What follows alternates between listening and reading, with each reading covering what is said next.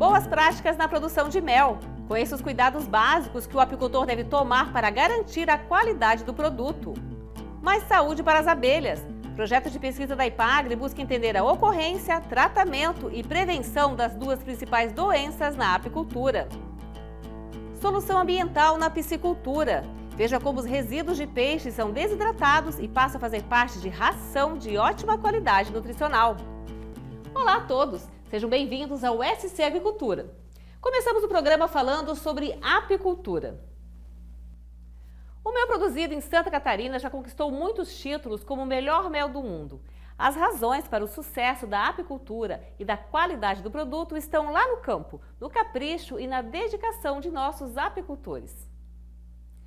Eles contam com a orientação técnica dos extensionistas da IPAGRE para adotar as boas práticas na apicultura.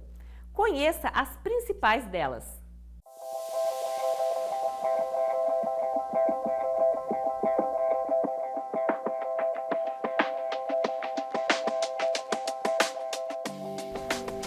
Olá pessoal, meu nome é Mirko Frio, eu sou extensionista rural da IPAGRE e também gerente da Gerência Regional aqui de Palmitos. E a dica IPAGRE de hoje é sobre a questão das boas práticas apícolas. Quando a gente fala em qualidade, em boas práticas, essas boas práticas não são apenas lá dentro da casa de extração. Elas começam lá no campo, lá na parte de coleta, na extração, na hora de vai tirar o favo da colmeia. Para iniciar, nós temos que ter um equipamento adequado. O nosso EPI que a gente está vendo aqui, que todo apicultor conhece. E um EPI tem que ser específico, por exemplo, para a colheita, porque nós vamos estar mexendo com alimentos. Então, em função disso, também nós temos que ter um equipamento adequado para a gente trabalhar lá. Um outro cuidado importante que temos que ter lá é a questão da fumaça. Tem que ser uma fumaça adequada, que não vai contaminar o nosso mel. Bom, o pessoal acabou de chegar, né, com a coleta do mel, né? Então a proteção aqui.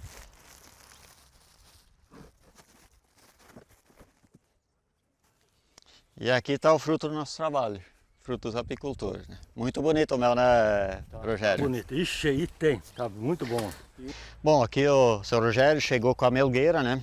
Ela estava embalada, né? Esse saco aqui é um saco de açúcar. Ele é próprio para alimentos, é utilizado para alimento, que o açúcar é um alimento, né? Então está correto o que o seu Rogério está fazendo. E uma outra opção também, quando o produtor não tiver essas embalagens, é o saco plástico, que também é um saco plástico para alimentos, né? Então nós vamos mostrar agora como que deve ser embalado. Vamos botar aqui em cima da mesa e lá no apiário também a melgueira sempre é deixada de pé assim, né? Para evitar que a parte de baixo, a parte de cima entre em contato com sujeiras ou com folhas e coisa que vai contaminar o mel. Então, assim nós vamos ensacar agora a melgueira com esse saco. Com isso, nós apenas protegemos o mel e também evitamos que as abelhas voltem a entrar dentro aqui, porque elas vêm buscar o mel, né? É um processo natural. E para evitar também que a gente leve abelhas para casa, né, seu Rogério, que vão atrapalhar depois lá na hora da extração. Bom pessoal, agora nós estamos aqui na casa de extração, aonde que nós vamos continuar nossas boas práticas, né? Então, o primeiro lugar, como a gente vai mexer com alimentos, é nós fazermos a limpeza, que é o que nós estamos fazendo aqui, com detergente, fazendo a limpeza dos equipamentos e das instalações. Depois de feito a limpeza com o detergente, nesse momento a gente faz a sanitização das instalações e dos equipamentos que nós vamos utilizar na centrifugação do mel. Bom, fizemos a limpeza, sanitização, tudo prontinho, agora vamos começar o processo de extração. Então o apicultor, fica para o lado de fora, ele vai me alcançar a melgueira aqui, vamos tirar do saco, o qual foi colocado lá no apiário, né? Então vamos estar tirando. E isso mostra que o mel continua limpinho, não entrou em contato com nenhuma sujidade. Nesse momento a gente pega apenas os favos, né, os cachilhos, né, com o mel, e vamos botar na mesa desoperculadora.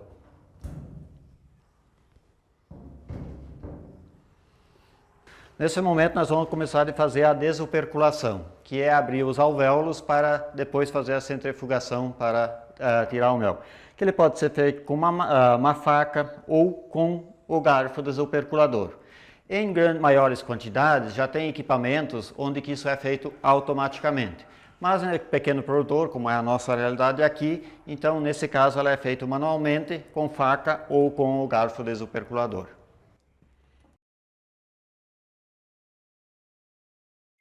Bom, terminamos de desopercular todos os quadros, agora vamos para a centrifugação. Então, vamos colocar os favos, né, dentro da centrífuga. E agora nós vamos ligar a centrífuga. No início vamos deixar só para o pessoal observar como é que funciona e depois ela vai ser coberta até que centrifuga todo o mel.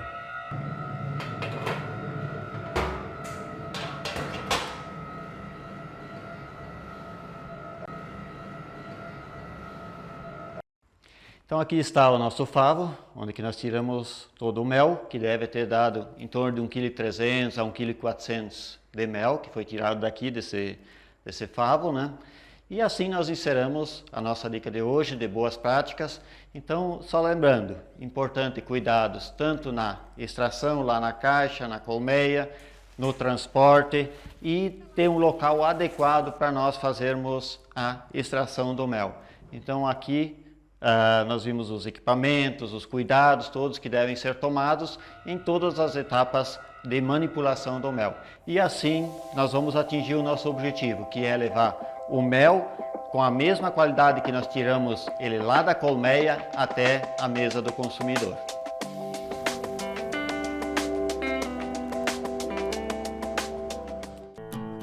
E daqui a pouco a gente continua falando de apicultura. Você vai conhecer os projetos da IPAGRE que busca mais informações sobre as principais doenças das abelhas. E temos ainda o desidratado proteico de peixes. Uma boa dica aí para quem lida com a piscicultura. Fique com a gente, já voltamos.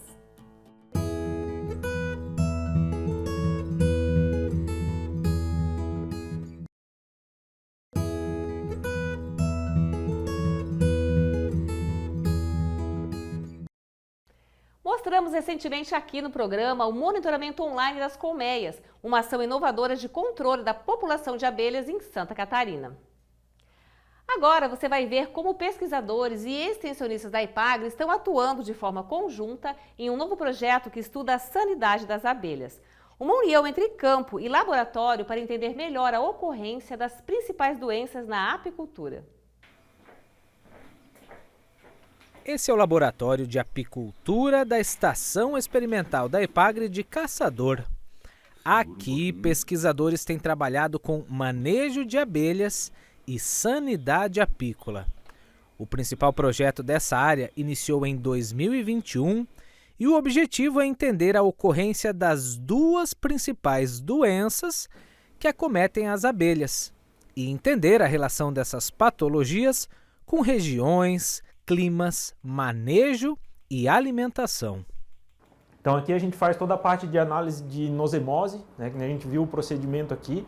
A nosema é um parasita do intestino das abelhas, é difícil um apicultor conseguir fazer esse tipo de monitoramento e é importantíssimo a gente saber monitorar, né? O que muita gente faz é tentar descobrir depois que a abelha morreu o que aconteceu. Então a nossa ideia desse projeto é fazer um monitoramento, é saber como é que estão enquanto as abelhas estão vivas. E a partir daí traçar estratégias para tentar manter a saúde das abelhas em dia. Esse projeto, a nossa ideia é fazer uma avaliação de monitoramento de varroa e nosema, que são as duas principais pragas e doenças que tem hoje na abelha, mas além disso, também ficar atento a sintomas de outras doenças que podem ocorrer. Existem algumas doenças que estão circundando aí a nossa região, o pequeno besouro das colmeias, cria pútrida americana, cria pútrida europeia, que são doenças que raramente aparecem, mas, por exemplo, o pequeno besouro das colmeias ele foi introduzido em São Paulo, já está disseminado pela região ao redor de São Paulo e já chegou no Paraná. Então é questão de tempo para ele chegar aqui em Santa Catarina e a gente precisa ficar atento. E nesse projeto, então, nós fizemos um treinamento do pessoal que vai fazer as coletas para identificar, reconhecer os sintomas das principais doenças e pragas das abelhas e poder reconhecer, em caso de mortalidade, o que pode ter acontecido. Então, no caso do desaparecimento ou mortalidade de colônias, a gente poder ter uma boa ideia do que aconteceu. São 10 localidades de Santa Catarina onde são coletadas amostras de insetos. Essa amostragem de diferentes regiões possibilita um amplo estudo sobre a incidência de doenças e condições de sanidade dos enxames e colmeias. Então a gente tem esse projeto que iniciou o ano passado, então é um projeto bastante grande, ele envolve 10 locais de coleta de amostras de abelhas, envolve então os extensionistas que estão nesses locais aí, então é uma grande parceria entre a pesquisa e a extensão. A gente está conseguindo coletar amostras de diferentes regiões do estado, então são regiões com climas diferentes, microclimas diferentes, e tudo isso vai fazer com que o comportamento das abelhas seja diferente. Então também isso pode acarretar numa flutuação populacional de pragas e doenças diferente em cada local. E a gente precisa saber, hoje não existe nenhum dado em Santa Catarina, no Brasil é muito difícil achar dados confiáveis sobre essa questão de pragas e doenças de abelhas. Então esse trabalho que a gente está fazendo, que deve ir nos próximos pelo menos 3 anos, é fazer um monitoramento dessas pragas e doenças em abelhas com ferrão. O procedimento então a gente pega as abelhas individualmente, uma por uma, pega com uma pinça e puxa o ferrão, junto com o ferrão vem um pedaço do intestino sempre, colocamos numa lâmina, maceramos esse pedaço do intestino para que os esporos saiam lá de dentro e a gente consiga ver, colocamos a lamínula e levamos para o microscópio. Então no microscópio a gente tenta encontrar os esporos, então um dos passos é ver se tem ou não tem esporos. Então dessa amostra de abelhas a gente pega entre 12 e 20 abelhas para ver se tem ou não tem esporos e a gente vai poder ter uma ideia da quantidade de abelhas que estão infectadas na colônia.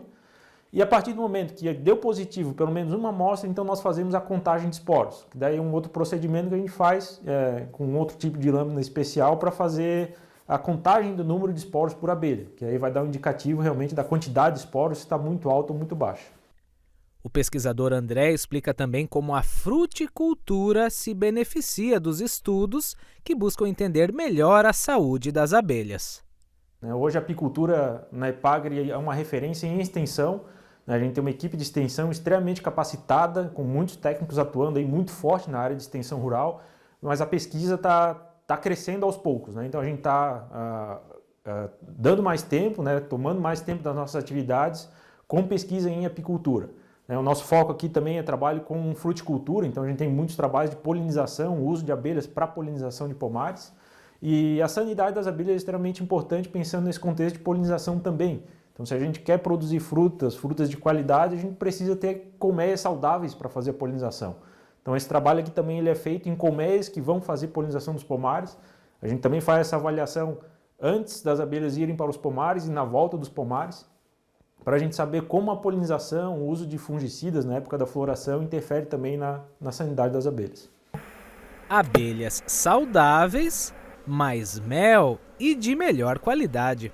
Com os resultados do projeto, o que já é considerado o melhor mel do mundo tende a ficar ainda melhor. A gente extrapola o que usa na abelha no gado. Então, se a gente tem, por exemplo, uma vaca de leite saudável, ela vai produzir mais leite. Se a gente tem colmeias com enxames saudáveis, a gente vai produzir mais mel consequentemente. Então, realmente é um projeto bastante importante. Outra questão é que nós temos quase a metade do mel produzido em Santa Catarina é mel orgânico. Então, a gente trabalha reconhecendo as doenças para poder fazer o controle dessas doenças através de manejo e não com o uso de produtos químicos, remédios e produtos que podem contaminar o mel. Então, se a gente começar a usar, por exemplo, produtos químicos, remédios para tratar as abelhas, como antibióticos, a gente vai ter que começar a concorrer com mel da China, mel da Argentina, que são os 2 principais maiores produtores de mel do mundo. Então, a gente não vai conseguir ser competitivo nesse nicho de mercado. Então, até a questão da união entre a pesquisa e a extensão é fundamental. Sem os extensionistas lá no campo coletando as amostras, a gente não conseguiria fazer essas análises e sem os pesquisadores fazendo as análises, a gente não teria os resultados. Então é importantíssima esse projeto integrado, pesquisa e extensão, é a cara da Epagre e realmente trazendo resultados muito impactantes para a apicultura e para o sucesso e para que o nosso mel continue sendo reconhecido aí como o melhor mel do mundo e uma produção orgânica bastante considerável.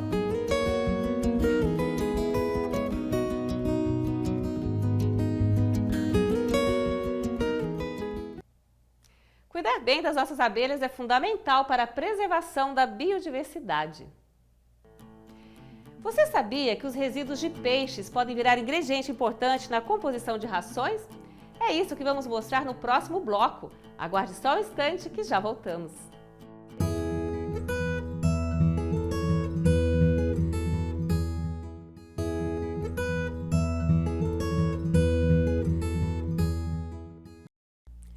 A piscicultura de água doce é uma atividade crescente em Santa Catarina. A tilápia é uma das espécies mais cultivadas, muito apreciada pelo mercado consumidor, especialmente na forma de filés.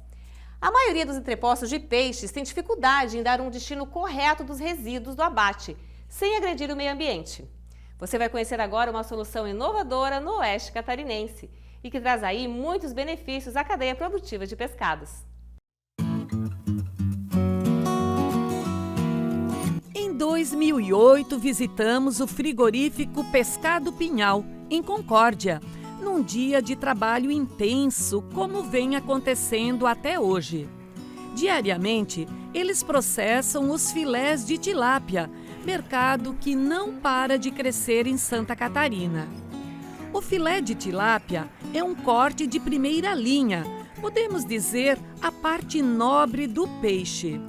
Durante o beneficiamento, praticamente 70% do pescado não são aproveitados e viram resíduos.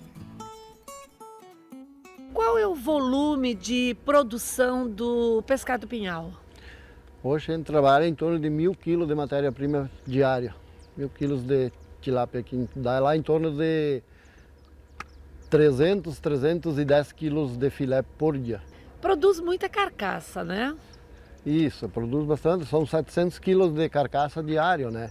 E isso, há um tempo atrás, era problema para nós, porque a gente não tinha onde pôr e tal, né? Existe uma grande sobra de cada peixe processado dentro de um frigorífico de peixes. A partir desse momento, a gente começou a fazer algumas análises e percebemos que os volumes eram expressivos e que havia uma grande necessidade para esse tipo de público, que eram soluções para transformar um produto que tinha uma qualidade boa, porque saíam de estabelecimentos que tinham uma inspeção municipal, estadual, federal, enfim, e que mesmo com essas boas condições acabavam indo para o meio ambiente muitas vezes, em aterros e assim por diante, ou então eram jogadas nos lagos e assim por diante, na ideia de alimentar os peixes. E isso não é ambientalmente correto e isso causa um impacto ambiental muito grande. Então nós percebemos aí uma grande oportunidade.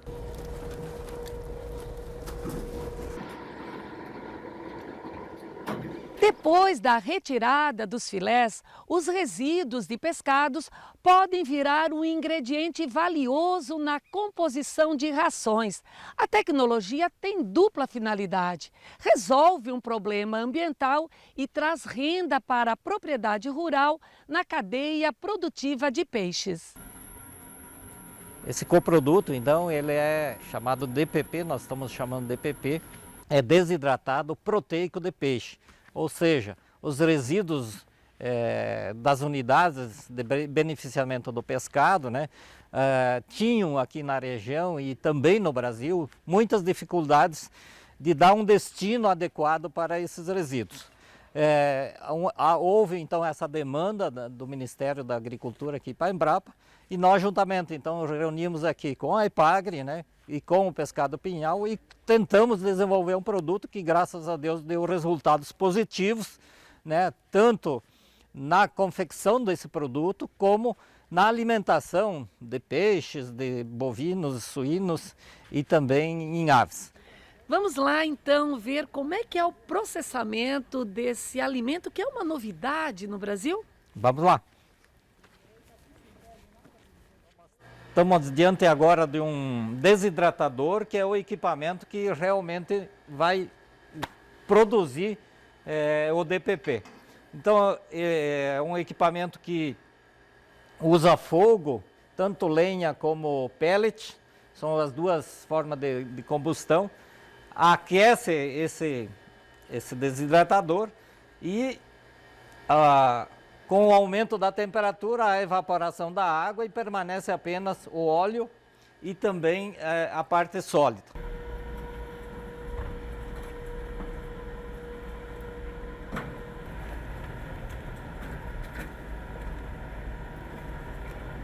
Neste momento nós estamos vendo o desidratador abastecido, então com carcaças de peixes, né, oriundo da filetagem de tilápia. E nós vamos introduzir agora o antioxidante, né, que serve para evitar então a oxidação das gorduras. Então, após percorrer em aproximadamente 5 a 6 horas, no caso aqui foi 5 horas e meia, nós temos o desidratado de peixe. Então, o peixe está totalmente desidratado, né? Ou seja, somente a parte sólida e o óleo. A partir de agora, o processo é a frio, né? Sem fogo, ok? E nós vamos colocar 2 ingredientes, que é o farelo de trigo, né? 30% do peso total do resíduo, mais 30% do total de farelo de soja. E aí está pronto, deixar misturar bem, né? Está pronto o coproduto que nós chamamos de DPP, ou seja, desidratado proteico de peixe.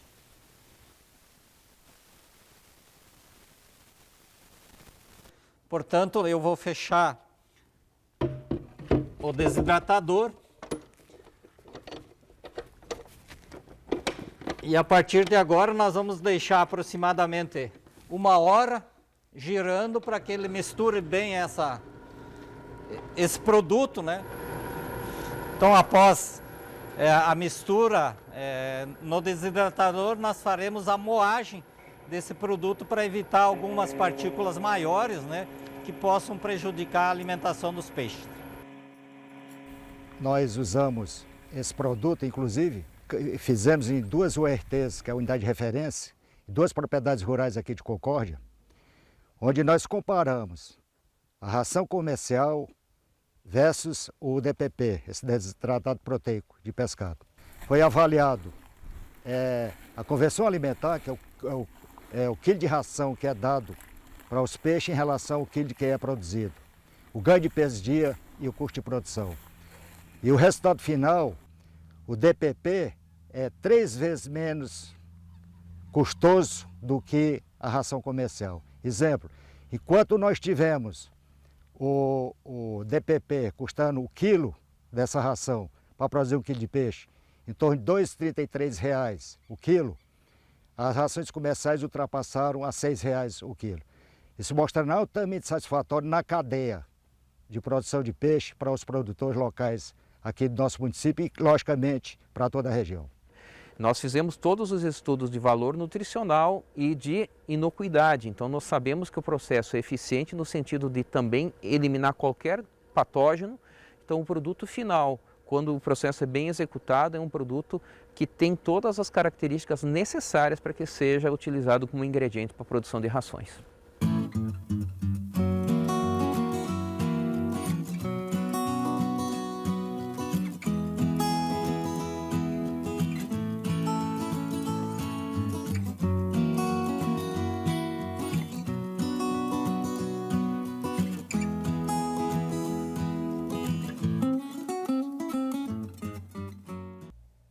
E se você quer saber um pouco mais sobre o desidratado proteico de peixes, procure a Embrapa ou a Ipagre em Concórdia.